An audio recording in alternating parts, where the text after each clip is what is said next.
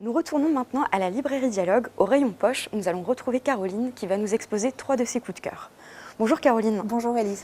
Je crois que tu as décidé de commencer par nous présenter de la littérature suédoise. Oui, c'est un nouveau roman suédois, nouvellement traduit en français, qui s'appelle Aphrodite et vieille dentelle et qui a été écrit par Brunk Holmquist, si je prononce bien, et publié aux éditions J'ai lu. C'est l'histoire de 2 dames d'un certain âge, voire d'un âge certain. Elles totalisent peut-être 150 ans à toutes les deux.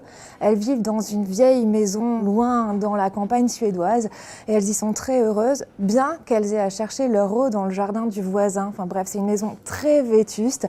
Un jour, en ziotant dans le jardin du voisin, il s'avère qu'elle voit des lapins et puis des chats qui ont un comportement un petit peu bizarre. Disons qu'ils sont très attirés les uns par les autres et elles vont faire une découverte un peu étonnante qui va les conduire à une idée saugrenue pour des vieilles filles, à savoir constituer des potions aphrodisiaques qu'elles vont se mettre à vendre par correspondance.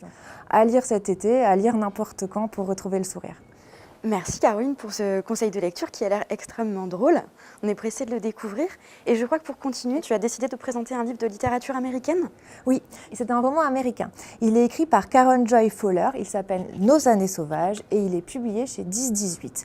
C'est un roman qui est raconté par une jeune fille qui s'appelle Rosemary. Cette jeune fille a eu l'habitude d'être très bavarde. Et un jour, cette petite fille s'est tue. Elle s'est tue parce que son frère puis sa sœur ont disparu. On découvre sa famille qui est extrêmement extraordinaire. Vous allez découvrir pourquoi, je ne peux pas vous en dire plus, c'est humain, c'est sensible, c'est voilà, un livre à lire absolument. D'accord. Je crois qu'on continue avec les États-Unis, mais avec un auteur italien, c'est cela ? C'est un romancier italien qui s'appelle Luca Di Fulvio, dans un livre qui s'appelle Le Gang des rêves, publié par Pocket. C'est l'histoire d'une femme qui a envie de vivre le rêve américain. Elle est sicilienne, on imagine qu'elle est extrêmement jeune et elle est malheureusement déjà la maman d'un petit garçon qu'elle a envie de protéger. Et on va suivre en fait son petit garçon qui rêve dans les rues du New York des années 20 que vous pouvez imaginer bien rude, pétri de gangs qui se soulèvent et qui s'affrontent, qui lui rêve de plus de grandeur. C'est un livre admirable qu'on a du mal à quitter. Les personnages sont tous extraordinaires. Et c'est une fresque incroyable sur le New York des années 20.